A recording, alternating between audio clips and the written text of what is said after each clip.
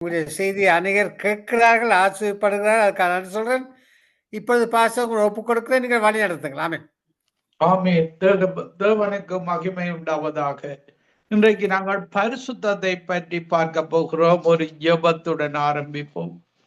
கிருபையும் இரக்கமும் பரிசுத்தமும் நிறைந்த எங்கள் அன்பு தகப்பனே, எங்களுக்கு உம்முடைய பரிசுத்த ஆவியை தந்து எங்களை பரிசுத்தமாக வழி நடத்துகிற கிருபைக்காக உமக்கு நன்றி செலுத்துகிறோம்.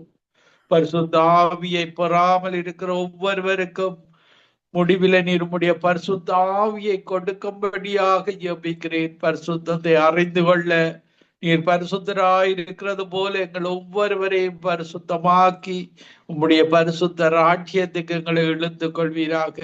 துதி கன மகிமை ஒன்றான மெய்த்தவனாய் உமக்கை செலுத்தி ஆண்டவரின் இரட்சகருமாகிய இயேசு கிறிஸ்துவின் நாமத்தில் ஒவ்வொருவரையும் ஆசீர்வதித்து என்னுடைய வாயின் வார்த்தைகளும் இருதயத்தின் தியானங்களும் உமக்கு பிரியமாக இருக்க பரிசுத்த அலங்காரத்தோடு உம்முடைய வார்த்தைகளை பேச கூட இருந்து ஒவ்வொருவருடைய இருதயத்திலே உணர்வை கொடுக்கும்படியாக, கேட்கிற காதுகளை கொடுக்கும்படியாக பரிசுத்த அலங்காரத்தோடு சபைகளில தொழுது கொள்ள உதவி செய்வீராக.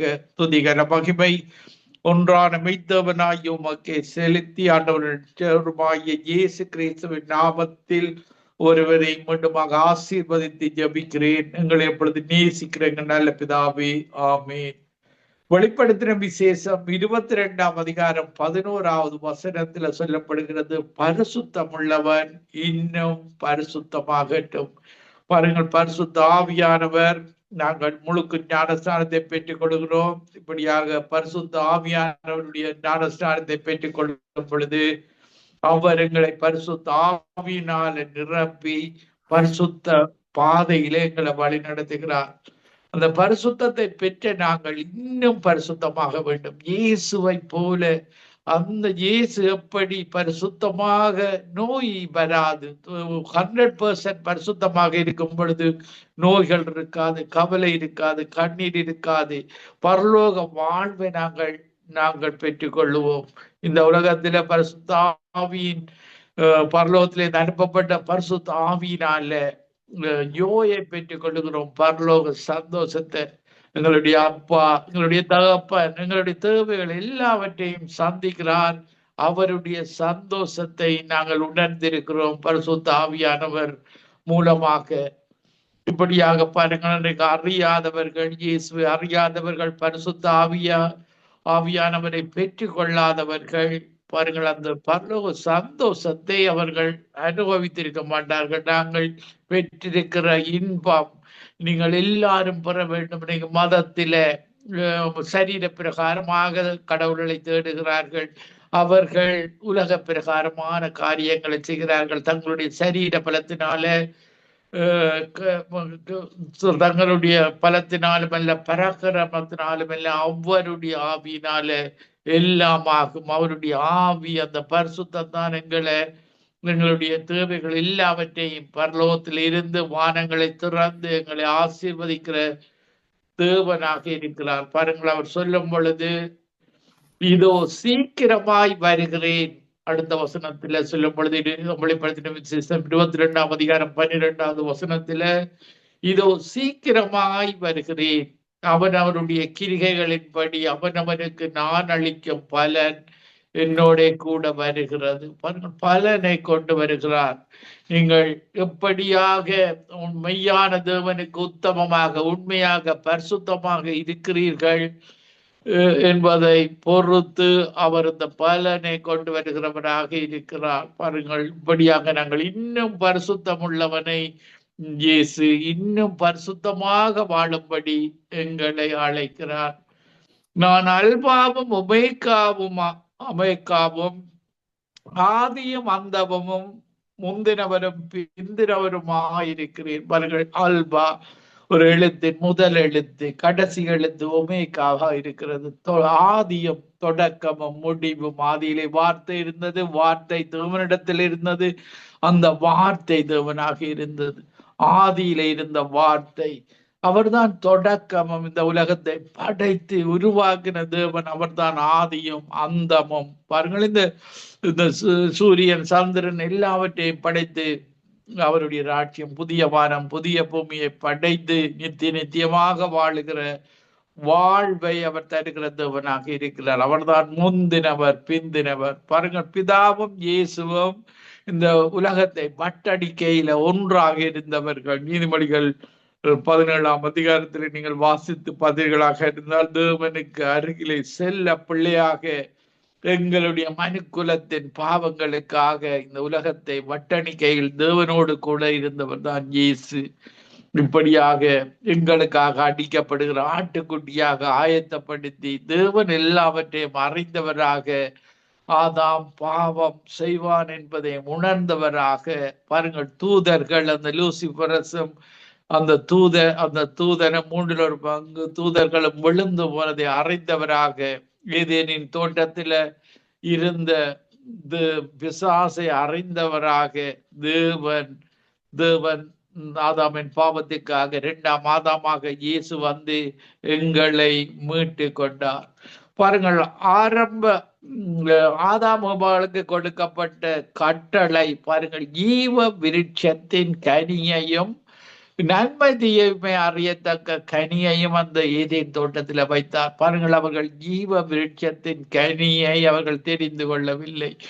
அவர்கள் தெரிந்து கொண்டது நன்மை தீமை அறியத்தக்க கனியை. பாருங்கள், இதனால மரணம் ஏற்பட்டது. இந்த ஜீவ விருட்சத்தின் கனியை இன்றைக்கு நாங்கள் இந்த புதிய ஏற்பாடுல வாழ்கிற எங்களுக்கு அந்த ஜீவ விருட்சத்தின் வழியை ஆண்டவராகிய இயேசுதான் எங்களுக்கு உருவாக்கி இருக்கிறார்.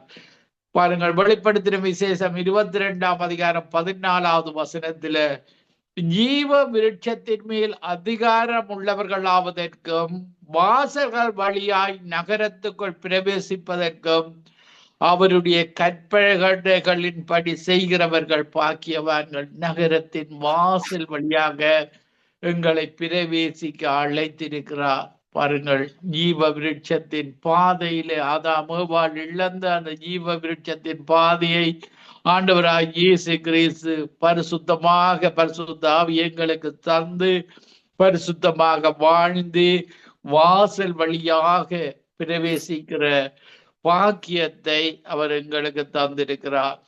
பாருங்கள், நாங்கள் பார்க்கும் பொழுது மத்தேயு 22ஆம் அதிகாரம் 2வது வசனத்தில, பரலோக ராஜ்யம் தன் குமாரனுக்கு கல்யாணம் செய்த ஒரு ராஜாவுக்கு ஒப்பாயிருக்கிறது. பாருங்கள், இப்படியாக விருந்தாளிகளை பார்க்கும்படி ராஜா உள்ளே பிரவேசித்த போது கல்யாண வஸ்திரம் தரித்திராத ஒரு மனுஷனை அங்கே கண்டு, சிநேகிதனை, நீ கல்யாண வஸ்திரம் இல்லாதவனாய் இங்கே எப்படி வந்தாய் என்று கேட்டார். அதற்கு அவன் பேசாமல் இருந்தான். அப்பொழுது ராஜா பணிவிடைக்காரரை நோக்கி, இவனை கையும் காலும் கட்டி கொண்டு போய் அழுகையும் பற்கடிப்பும் உண்டாயிருக்கிற புறம்பான இருளிலே போடுங்கள். பாருங்கள், கல்யாண வஸ்திரத்தோடு பாருங்கள், அவருடைய இயேசு கிறிஸ்து மணவாளனாக வருகிறார். மணவாட்டியாக திருச்சபை ஆயத்தப்பட வேண்டும். திருச்சபையில் இருக்கிற ஒவ்வொருவரும் ஆயத்தப்பட்டவர்களாக அந்த கல்யாண வஸ்திரத்தை பெற்று கொள்ள தகுதி உள்ளவர்களாக நாங்கள் மாறி அவர் வரும் பொழுது அந்த வஸ்திரத்தை தர அவர் ஏற்றுக்கொள்ள நாங்கள் ஆயத்தமாக இருக்க வேண்டும். பரிசுத்தமாக வாழ்வதுதான் அவர்களுக்கு கற்று தந்த பாடமாக இருக்கிறது. பரிசுத்த ஆவியானவர் உதவியோடு வசனத்தின்படி நடக்கும் பொழுது பாருங்கள், அழைக்கப்பட்டவர்கள் அநேகராயிருக்கிறார்கள். பாருங்கள், ராஜா கல்யாணம் வீட்டுக்கு அழைக்கிறார். இன்றைக்கு இயேசுவுடைய இதை அவர்களுக்கு நேரம் இல்லை, நேரம் என்று சொல்லிக் கொண்டு போகிறார்கள். பாருங்கள், அவர்கள் தங்களுடைய வீட்டு வேலைகளை, தங்களுடைய வீட்டை பார்க்க வேண்டும், மிருகங்களை பார்க்க வேண்டும், தங்களுடைய இயந்திரங்களை பார்க்க வேண்டும். இப்படியாக தேவனை தேடாத நிலைமையிலே அவர் வழியில போகிற அனைவரையும் அழைத்து வந்து வஸ்திரத்தை கொடுக்கிறார். எல்லாருக்கும் வஸ்திரம் கொடுக்கிறார். கல்யாண வஸ்திரத்தை கொடுத்து அழைக்கப்பட்டவர் அநேகர். இப்படியாக தெரு வழியில் நின்றவர்கள் இப்படி அவர்கள் எல்லாத்தையும் அழைத்து அவர்களுக்கு ராஜா கல்யாண வஸ்திரத்தை கொடுக்கிறார். பாருங்கள், அதற்குள் ஒருவன் பின்புறமாக வாசல் வழியாக பிரவேசிக்காமல் மறு வழியாக பிரவேசித்து அவனை கழுகையும் பற்கடிப்பும் உண்டாயிருக்கிற புறம்பான இருளிலே போடுங்கள். நாங்கள் வாசல் வழியாக உண்மையோடும் உத்தமத்தோடும் பரிசுத்தத்தோடும் நாங்கள் அவரிடத்துல பிரவேசிக்க வேண்டும். வெளிப்படுத்தின விசேஷம் 19ஆம் அதிகாரம் 7வது வசனத்திலேயும் நாம் சந்தோஷப்பட்டு களி கூர்ந்து அவருக்கு துதி செலுத்த கடவோம். ஆட்டுக்குட்டியானவருடைய கல்யாணம் வந்தது, அவருடைய மனைவி தன்னை ஆயத்தம் பண்ணினாள் என்று சொல்ல கேட்டேன். சுத்தமும் பிரகாசமுமான மெல்லிய வஸ்திரம் தரித்து கொள்ளும்படி அவளுக்கு அளிக்கப்பட்டது. அந்த மெல்லிய வஸ்திரம் பரிசுத்தவான்களுடைய நீதிகளை பாருங்கள். அந்த வஸ்திரத்தை எங்களுக்கு தருகிறார் பாருங்கள். நிர்வாணம் இல்லாத வஸ்திரம். அந்த வஸ்திரத்தை ஆதாம் ஏவாள் அந்த வஸ்திரத்தை இழந்து போனார் பாருங்கள். ஒரு ஒளியான வஸ்திரம் ஆதாம் ஏவாளுக்கு பாவத்துக்கு முன்பாக கொடுக்கப்பட்டது.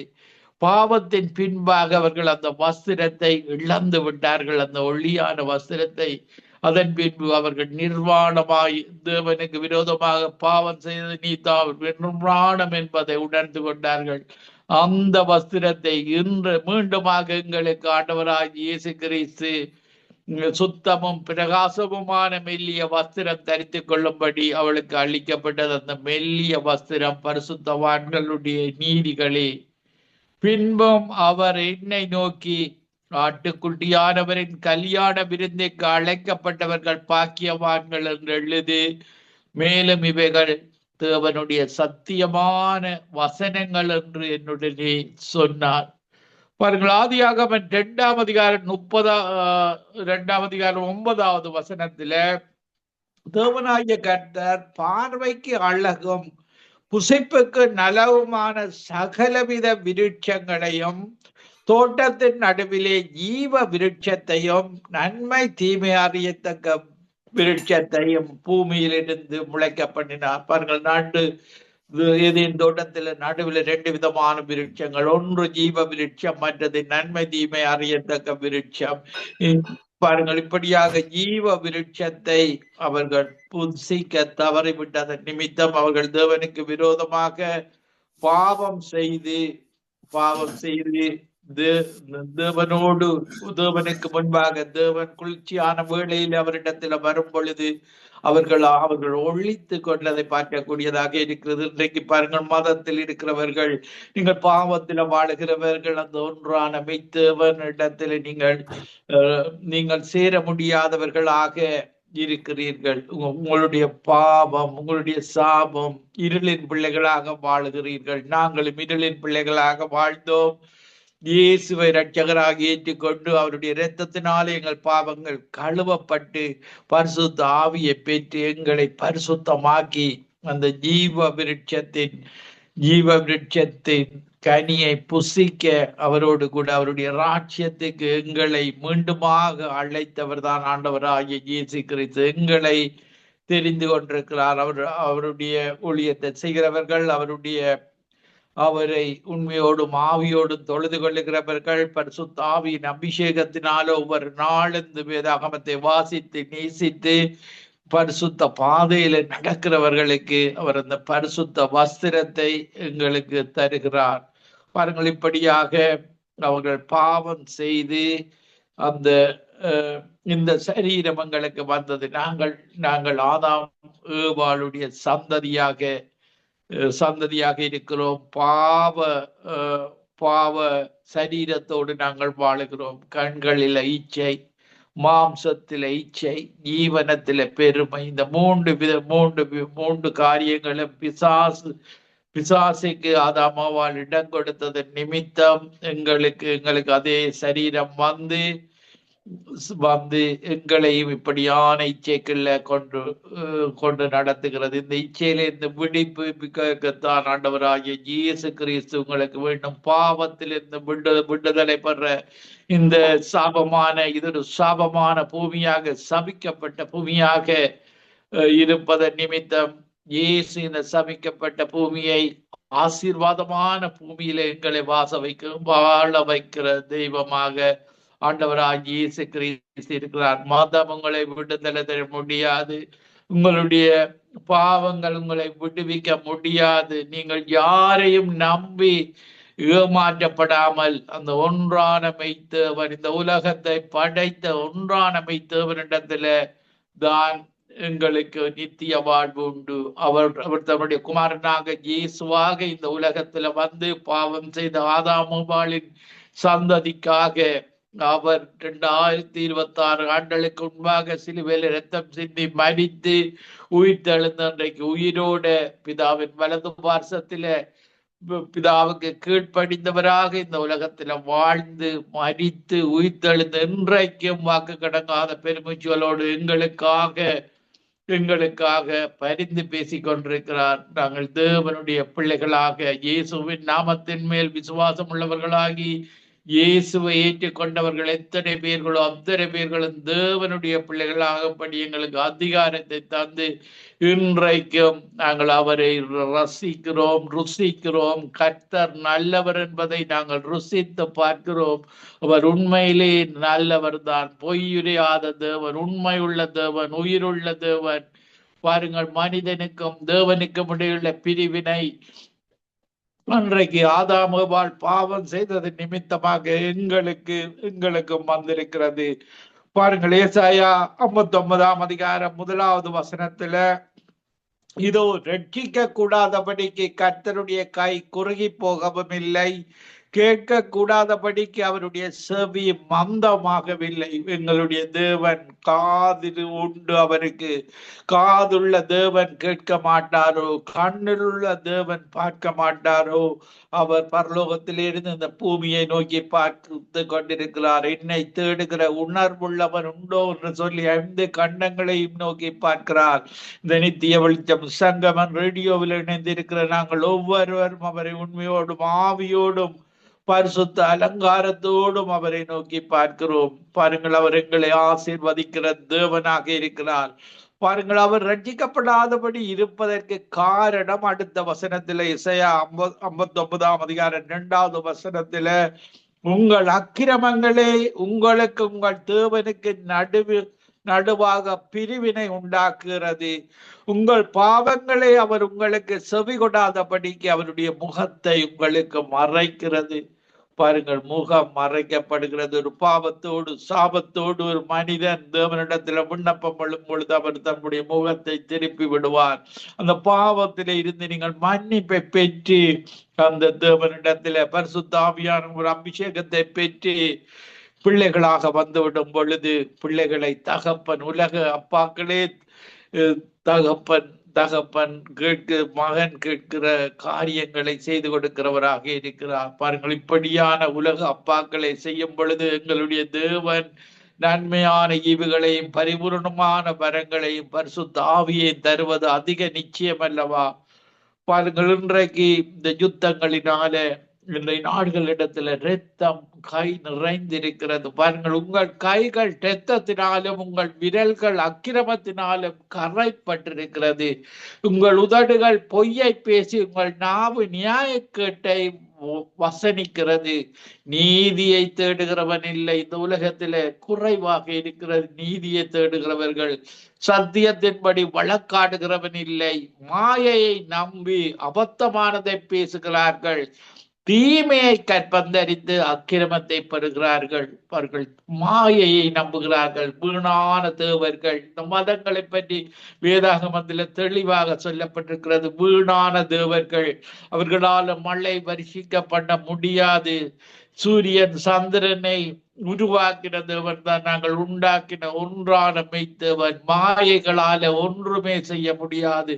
அந்த காலத்துல மூதாதையர்கள் நம்பின மாயைகளை இன்றைக்கு இந்த புதிய நூற்றாண்டுல வாழுகிற எங்களுடைய மக்களும் இப்படியாக தொடர்ந்து மாயையிலே வாழுகிறார்கள். வீணானதை நம்புகிறார்கள். தீமையை எங்களுடைய தேவன் 1ஆம் அதிகாரம் 13வது வசனத்துல தீமையை பார்க்க மாட்டாத சுத்த கண்ணுள்ளவராக இருக்கிறார். தீமையோடு பாவத்தோடு சாபத்தோடு நீங்கள் விண்ணப்பம் பண்ணினால் எங்களுடைய ஒன்றான மெய்தேவன் முகத்தை மறைத்து விடுவார். பாருங்கள், நீங்கள் உங்களுடைய பாவங்கள் அக்கிரமங்களிலே இருந்து மன்னிப்பு கேட்டு ஜெபிக்கும் பொழுது அவர் அந்த ஜெபத்தை கேட்டு பதில் கொடுக்கிறவராக இருக்கிறார். பாருங்கள், தீமை கற்பந்தரிக்கிறது. இன்னைக்கு மதங்களிலே மனிதர்கள் தீமைகளை செய்து அது ஒரு கற்பமாக ஒரு குறிப்பிட்ட காலம் வரைக்கும் ஒரு பிள்ளை வருவது போல தீமை அதிகரித்து அதிகரித்து கற்பந்தரித்து அக்கிரமத்தை சேர்த்து கொள்கிறார்கள். பாருங்கள், பாவம் எப்படி வருகிறது என்றால், யாக்கோபு 1:14 வசனத்துல அவனவன் தன் சுய இச்சையினாலே இழுக்கப்பட்டு சிக்குண்டு சோதிக்கப்படுகிறான். பின்பு இச்சையானது கற்பந்தரித்து பாவத்தை பிறப்பிக்கும். பாவம் பூரணமாகும் போது மரணத்தை பிறப்பிக்கும். பாருங்கள், பாவம் கற்பையும் தரிக்கிறது, அது மரணத்துக்கு போகிறது. இப்படியாக தீவினைகள் கற்பந்தரிக்கிறது. அவர்கள் அக்கிரமத்தை செய்து கொள்கிறார்கள். இப்படியான அக்கிரமக்காரருக்காக பாவிகளுக்காகத்தான் ஆண்டவராகிய இயேசு கிறிஸ்து அந்த சிலுவை அந்த மரணத்தை ஏற்றுக்கொண்டார். அக்கிரமம் இல்லாத இயேசு அக்கிரமக்காரருக்காக அக்கிரமத்தை ஏற்றுக்கொண்டார். பாவம் இல்லாத இயேசு பாவிகளுக்காக இந்த உலகத்தில வாழுகிற எல்லோருமே பாவம் செய்து எக்ஸப்ட் ஜீசஸை தவிர எல்லோருமே பாவிகள். அவர்களுக்காகத்தான் இயேசு கிறிஸ்து இந்த பாவத்தை ஏற்றுக்கொண்டார். பாவம் இல்லாதவர் மரிக்க வேண்டும், தீமை செய்யாதவர் மரிக்க வேண்டும். தீமையை கற்பந்தறியாதவர், பாவத்தை கற்பந்தறியாதவர் ஒரே ஒருவர், அவர்தான் இயேசு. அதற்காகத்தான் நீங்கள் இயேசுவை அண்டிக் கொள்ள வேண்டும். பாருங்கள், ரோமர் 5:18 வசனத்தில ஒரே மீறுதலினாலே எல்லா மனுஷருக்கும் ஆக்கினைக்கு ஏதுவான தீர்ப்பு உண்டானது போல ஒரே நீதியினாலே எல்லா மனுஷருக்கும் ஈவனை அளிக்கும் நீதிக்கு ஏதுவான தீர்ப்பு உண்டாயிட்டது. அந்த ஒரே பாவம் மீறின மனுஷன் இந்த தேவனுடைய சட்டத்தை மீறினவனாக ஆதாம் இருக்கிறான். ஒரே மீறுதலாக ஆதாம் சந்ததியாகி எங்கள் எல்லாருக்கும் ஆக்கினைக்கு ஏதுவான தீர்ப்பு தான் தேவனுடைய தீர்ப்பாக இருக்க வேண்டும். ஆனால் அந்த இரக்கமுள்ள தேவன் ஒரே நீதியினாலே, அந்த இயேசுடைய ஒரே நீதியினாலே எல்லா மனுஷருக்கும் ஈவனை அளிக்கும் நீதிக்கு ஏதுவான தீர்ப்பு உண்டாயிட்டு. பாருங்கள், இயேசுவை நாங்கள் இரட்சகராக ஏற்றுக்கொள்ளும் பொழுது ஆதாம் சந்ததியாகி எங்களுடைய பாவம் இல்லாத இயேசு பாவமானார். அக்கிரமில்லாத இயேசு இந்த மனுக்குலத்தின் அக்கிரமங்களுக்காக அக்கிரமாக்கப்பட்டார். அக்கிரமே இல்லாதவர். இதற்காகத்தான் இயேசு இந்த உலகத்துல பிறந்த ஒவ்வொரு மனிதனுக்கும் இயேசு வேண்டும். பாருங்கள், இது ஒரு மத பிரச்சாரம் அல்ல, இது மனதை மாற்றிக்கொள்வது. நீதியான வழியில, பாவம் இல்லாத வழியில வாழுகிற வாழ்வுதான் இயேசுவை இரட்சகராக ஏற்றுக்கொண்டுகிற வாழ்வு. ரோமர் 5:19 வசனம் சொல்லுகிறது, ஒரே மனுஷனுடைய கீழ்ப்படியாமையினாலே அநேகர் பாவிகளாக்கப்பட்டது போல அந்த ஆதாம் என்ற ஒரு மனுஷனுடைய அவனுடைய சந்ததியாகிய நாங்கள் ஒரே மனுஷனுடைய கீழ்ப்படியாமை, அந்த தேவனுடைய வார்த்தைக்கு, அந்த ஜீவ விருட்சத்தின் கனியை தெரிந்து கொள்ளாமல் அந்த நன்மை தீயமை அறியத்தக்க விருட்சத்தை தெரிந்து கொண்டது நிமித்தம், கீழ்ப்படியாமை நிமித்தம் அநேகர் நாங்கள் எல்லோருமே பாவிகளாக்கப்பட்டது போல இயேசுடைய கீழ்ப்படிதலினாலே அநேகர் நீதிமான்களாக்கப்படுகிறார்கள். நாங்கள் இயேசுவை போல எங்களுடைய பழைய பாவங்களை அவர் மன்னித்து விடுகிறார். அவர் இயேசு கிறிஸ்துவின் இரத்தம் எங்களுடைய சகல பாவங்களை கழுவி சுத்திகரித்து எங்களை பரிசுத்தமாக வாழ வைக்கிறவர் தான் ஆண்டவராக இயேசு. இப்படியாக பாவங்களில் இருந்து எங்களை மீட்பதற்கு இயேசு வேண்டும். அக்கிரமங்களில் இருந்து எங்களை மீட்பதற்கு இயேசு கிறிஸ்து வேண்டும். பாருங்கள், நாங்கள் பிலிப்பியர் 2:8 அவர் மனுஷ ரூபமாய் காணப்பட்டு மரண பரியந்தம், அதாவது சிலுவையின் மரண பரியந்தம் கீழ்ப்படிந்தவராய் தம்மை தாமே தாழ்த்தினார். பாருங்கள், தன்னுடைய மரணத்துக்கு ஒப்புக்கொண்டார். அவர் இந்த உலகத்துக்கு வந்ததே அந்த வாலிப வயதில 33 வயதில மரிப்பதற்காக, நாங்கள் ஒவ்வொருவரும் வாழுவதற்காக இன்றைக்கு இந்த உலகத்துல வாழ்ந்து கொண்டிருக்கிறோம். அவர் தன்னுடைய மிஷனாக பாவம் அறியாதவர், பாவம் உள்ள மக்களுக்காக அவர் மரித்தார். ஏனென்றால் நாங்கள் மாம்சத்தோடும் இரத்தத்தோடும் இருக்கிறோம். பாருங்கள், தூதர்களுக்கு மாம்சம் இல்லை. தூதர்களை படைக்கும் பொழுது தேவன் ஆவியாகத்தான் படைத்தார். அந்த விழுந்து போன தூதர்கள் தான் இன்றைக்கு பிசாசாக செயற்பட்டு கொண்டிருக்கிறார்கள்.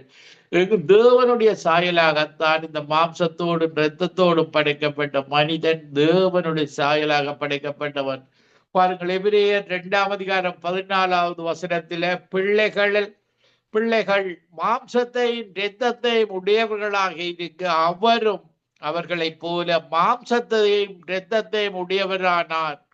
மரணத்துக்கு அதிகாரியாகிய பிசாசானவனை தமது மரணத்தினாலே அழிக்கும்படி ஆதாமேவாளை பாவம் செய்ய வைத்து மரணத்தை உருவாக்கின பிசாசை அழிப்பதற்காக தமது மரணத்தினாலே அழிக்கும்படி ஈவ காலமெல்லாம் மரண பயத்தினாலே அடிமைத்தனத்துக்குள்ளானவர்கள் யாவரையும் விடுதலை பண்ணும்படிக்கும் அப்படியானார். இன்றைக்கு மரண பயத்தில் வாழுகிறவர்கள், நோய்களின் மரண பயம், பாவத்தின் மரண பயம், இப்படியாக வாழுகிறவர்களை மீட்பதற்காகத்தான் ஆண்டவராய் இயேசு கிறிஸ்து மரணத்தையும் மரணத்தின் அதிகாரியான சாத்தானையும் ஆதாமேவாள் மூலமாக மரணத்தின் அதிகாரியாக சாத்தான் செயற்பட்டால் அந்த மரணத்தை வெற்றி கொள்வதற்கு இயேசு வேண்டும். இயேசு எப்படி மரித்து உயிர்த்தெழுந்தாரோ அதே போல எங்களையும் ஒரு நாள் உயிர்த்தெழ வைத்து மரணம் இல்லாத ஒரு ராஜ்யத்தில் நித்தியமாக எங்களுக்கு விடுதலை பெற்றுக் கொள்வதற்காக, இந்த மரணத்திலிருந்து விடுதலை பெறுவதற்காகத்தான் உங்கள் எல்லாருக்கும், இந்த 5 கண்டங்களுள்ள மக்களுக்கும் இயேசு வேண்டும். ஜீவ காலமெல்லாம் மரண பயத்தினாலே அடிமைத்தனத்துக்குள்ளானவர்கள் யாவரையும் விடுதலை பண்ணும்படிக்கு அப்படியானார். பாருங்கள், இந்த அடிமைத்தனத்தின் ஆவிதான் பிசாசு. மரணத்தை அடிமைப்படுத்தி நரகத்திலே அவன் உங்களை இழுத்து செல்கிறவனாக இருக்கிறான். பாருங்கள், இப்படியாக எங்களுக்கு பிரதான ஆசாரியராக இயேசு எங்களுக்கு இருக்கிறார். எபிரேயர் 2:17 வசனத்தில அவர் ஜனத்தின் பாவங்களை நிவர்த்தி செய்வதற்கு ஏதுவாக தேவ காரியங்களை குறித்து இரக்கமும் உண்மையுள்ள பிரதான ஆசாரியராயிருக்கும்படிக்கு எவ்விதத்திலும் தம்முடைய சகோதரருக்கு ஒப்பாக வேண்டியதாக இருந்தது. ஆதலால் அவர் தாமே சோதிக்கப்பட்டு பாடுபட்டதினால் அவர் சோதிக்கப்படுகிறவர்களுக்கு உதவி செய்ய வல்லவராக இருக்கிறார். பாருங்கள், இந்த உலகத்தில் சோதிக்கிறவன் ஒருவன் இருக்கிறான், அவன் பிசாசாக இருக்கிறான். இயேசுவையும் சோதித்தான். இயேசுவை சோதித்த பொழுது அவர் பசியாக இருந்த பொழுது பாருங்கள், இந்த கல்லை அப்பமாக்கி சாப்பிடும்படியாக சொன்னான். பாருங்கள், இயேசு தேவனுடைய வேதாகமத்தில் சொல்லப்பட்ட வார்த்தைகளின்படி மனிதன் அப்பத்தினால மாத்திரமல்ல தேவனுடைய வாயிலிருந்து புறப்படும் ஒவ்வொரு வசனத்தினாலும் பிழைப்பான். படியாக வார்த்தையினால பிசாசை மேற்கொண்டார். தேவனுடைய வார்த்தை பிசாசை மேற்கொள்ளக்கூடியதாக இருக்கிறது. பாருங்கள், இயேசு மட்டும்தான் யோவான் 8:46 வசனத்திலே என்னிடத்தில் பாவம் உண்டென்று உங்களில் யார் என்னை குற்றப்படுத்த கூடும்? நான் சத்தியத்தை சொல்லி இருக்க நீங்கள் ஏன் என்னை விசுவாசிக்கிறதில்லை? பலர் நீங்கள் தவறான துரைத்தன ஆவிகள், அதிகாரத்தின் ஆவிகள், இந்த வானமண்டலத்தில் உள்ள பொல்லாத ஆவிகள் எல்லா மதங்களுக்கூடாகவும் பாவம் செய்கிறவர்களுக்கூடாகவும் செயற்படுகிறது. நீங்கள் அப்படி செயற்படுகிற மனிதர்களை நம்பி போகிறீர்கள். அவைகள் நரகத்துக்கு இழுத்து செல்கிறதாக இருக்கிறது. நீங்கள் இயேசுவோடு நித்தியமாக கவலை இல்லாத, கண்ணீர் இல்லாத, துக்கம் இல்லாத, மரணம் இல்லாத ராஜ்யத்தில் வாழ வேண்டுமாக இருந்தால் இயேசு வேண்டும். நீங்கள் பரிசுத்தமாக வாழ கற்றுக்கொள்ள வேண்டும். அதற்கு இயேசு தான், அவருடைய பரிசுத்த ஆவியானவர் தான் எங்களுக்கு கற்று தருகிறவராக இருக்கிறார். இப்படியான தேவன் தான் எங்களுடைய தேவன். அது இயேசுவை அறிந்து கொள்ள வேண்டும். இந்த உலகத்தில யாருமே பரிசுத்தமாக பிறக்கவில்லை. எல்லோரும் பாவிகளாக, ஏனென்றால் ஆதாம் ஏவாளின் சந்ததியாக பிறந்தது நிமித்தம் ரோமர் 3:23 சொல்லுகிறது, எல்லாரும் பாவம் செய்து தேவ மகிமையற்றவர்களாகி இந்த உலகத்துல வாழ்ந்தோம். இயேசு மட்டும்தான் பாவம் இல்லாமல் பரிசுத்தராக, பரிசுத்த இரத்தத்தோடு, எங்களுடைய இரத்தத்தின் டிஎன்ஏ, மணிக்குலத்தின் டிஎன்ஏ வித்தியாசமாக இருக்கிறது. இயேசு கிறிஸ்துடைய டிஎன்ஏ பரிசுத்த டிஎன்ஏ ஆக, அது வித்தியாசமான பரிசுத்த இரத்தமாக, இன்றைக்கும் உயிருள்ள இரத்தமாக இருக்கிறது. இலவசமாய் ரோமர் 3:24 நீங்கள் அவர் இந்த உலகத்தின் சொந்தக்காரர், ஐஸ்வர்ய சம்பந்தர், வெள்ளியம் பொன்னும் என்னுடையது, இந்த உலகத்தின் ஓனர் தான் எங்களுடைய தகப்பனாக இருக்கிறார். இலவசமாய் அவருடைய கிருபையினாலே கிறிஸ்து இயேசுவில் உள்ள மீட்பை கொண்டு நீதிமான்களாக்கப்படுகிறார்கள். நாங்கள் இன்றைக்கு நீதிமான், இயேசு கிறிஸ்துவின் இரத்தத்தினாலே கழுவப்பட்ட நீதிமான். நாங்கள் அறியாமல் செய்த பாவங்கள் அனைத்தையும் இயேசு கிறிஸ்துடைய இரத்தத்தை கேட்கும் பொழுது, இரட்சகராக ஏற்றிக்கொண்டு நம்முடைய இரத்தத்தினால கழுவிடும் என்று கேட்கும் பொழுது, எங்களுடைய பாவங்கள், அக்கிரமங்கள், சாபங்கள் எல்லாவற்றையும் கழுவி எங்களை புத்தி மனுஷனாக மாற்றுகிறார். இந்த தேவன் தான் எங்களுடைய தேவன். இயேசு கிறிஸ்துடைய தேவன் தான் எங்களுடைய தேவன். பாருங்கள், சங்கீதம் 48:14 சொல்லுகிறது, இந்த தேவன் என்றென்றைக்கும் உள்ள சதா காலங்களிலும் நம்முடைய தேவன், மரண பரியந்தம் நம்மை நடத்துகிறவராக இருக்கிறார். இப்படியான தேவன் எங்களுடைய தேவனாக இருக்கிறார். ஏசாயா 53:5 நம்முடைய மீறுதல்கள் நிமித்தம் அவர் காயப்பட்டு, இயேசு காயப்பட்டு, நம்முடைய அக்கிரமங்கள் நிமித்தம் இயேசு நொறுக்கப்பட்டார். நமக்கு சமாதானத்தை உண்டு பண்ணும் ஆக்கிரியை இயேசுவின் மேல் வந்தது. அவருடைய தழும்புகளால் நாங்கள் குணமாகிறோம். அவருடைய தழும்புகளை கேட்க வேண்டும், அவருடைய தழும்புகளை நோக்கி பார்க்க வேண்டும். சிலுவையில ஆணி படிந்த தழும்புகள், கால்களில் ஆணிகள், கைகளில் ஆணிகள், முள்முடியால் வந்த தழும்புகள், இடியால் குற்றப்பட்ட தழும்புகள், சவுக்கடியால் பட்ட ஒவ்வொரு தழும்புகளும் இன்றைக்கு உங்களுக்கு நோய்களை குணமாக்குறதாக இருக்கிறது. பாருங்கள், நாம் எல்லாரும் ஆடுகளைப் போல வழி தப்பி தெரிந்து அவனவன் தன் வழியிலே போனோம். பாருங்களுடைய மதத்தில, பாவத்தில, சாபத்தில ஒவ்வொரு மனிதனும் இந்த தாயின் வயிற்றில பாவ மனுஷனாக பிறந்து தன் வழியிலே போனார்கள். கர்த்தரோ நம்ம எல்லாருடைய அக்கிரமத்தையும் அவர் மேல விழப்பண்ணினார். பாருங்கள், இந்த மனுக்குலத்தின் 5 கண்டங்கள் உள்ள பிறக்கிற இயேசுடைய வருகை வரைக்கும் பிறந்து வாழப்போகிற ஒவ்வொரு மனிதனுடைய அக்கிரமத்தையும் அவர் சுமந்து கொண்டார். அவர் சுமந்து கொண்டார். எங்களை விடுதலையாக்குவதற்காக அவருடைய சாயலாக படைக்கப்பட்ட மனிதன் விடுதலை பெற வேண்டும், பாவத்திலிருந்து, சாபத்திலிருந்து, மரணத்திலிருந்து. இதற்காகத்தான் உங்கள் எல்லாருக்கும் இயேசு வேண்டும். அந்த இயேசுதான் உங்களை முடிவு பரியந்தம் வழி நடத்துகிறவராக இருக்கிறார். அல்லேலூயா. பாருங்க, நாங்கள் கொலோசியர் 1:21 பார்க்கும் பொழுது, கொலோசியர் 1:21 முன்னே அந்நியராயும் துர்க்கிரிகைகளினால் மனதிலே சத்துருக்களாயும் இருந்த உங்களையும் பரிசுத்தராகவும் குற்றமற்றவர்களாகவும் கண்டிக்கப்படாதவர்களாகவும் தமக்கு முன் நிறுத்தும்படியாக அவருடைய மாம்ச சரீரத்தில் அடைந்த மரணத்தினாலே இப்பொழுது ஒப்புரவாக்கினார். பாருங்கள், பாவமுள்ள மனிதன் தேவனோடு பாருங்கள், ஆதாம் ஒழித்து கொண்டான். பாவம் செய்த பின்பாக தேவனுக்கு முன்பாக நிற்க முடியாதவனாக அவன் இருந்ததை நாங்கள் பார்க்கக்கூடியதாக இருக்கிறது.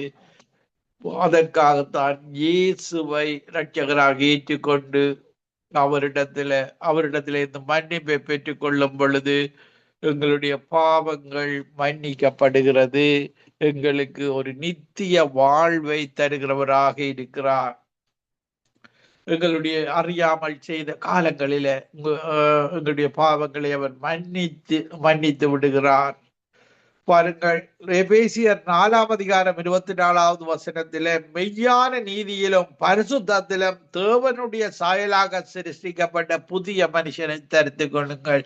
இயேசுதான் அந்த புதிய மனுஷன். இயேசுவை நாங்கள் தரித்து கொள்ளும் பொழுது எங்களுடைய பாவங்கள், சாபங்கள், அவரை நாங்கள் போக்கஸ் பண்ணும் பொழுது அவருடைய வாழ்வு, எங்களுடைய நற்கிரிகைகளை செய்து வாழுகிற வாழ்வு, இயேசுவை போல நன்மை செய்து வாழ்வு, அந்த ஒன்றான மெய்த்தேவனை முழு இதயத்தோடு, முழு ஆத்மாவோடு, முழு பலத்தோடு அந்த ஒன்றான மெய்த்தேவனை நேசித்து பிறரை நேசித்து வாழுகிற வாழ்வு, அந்த ஒன்றான மெய்த்தேவனை நேசிக்கும் பொழுதுதான் உங்களுக்கு பிறரை நேசிக்கிற காரியத்தை நீங்கள் கற்றுக்கொள்ள முடியும். நான் ஒரு பாடலை பாடி உங்களுக்காக ஜெபிக்கிறேன்.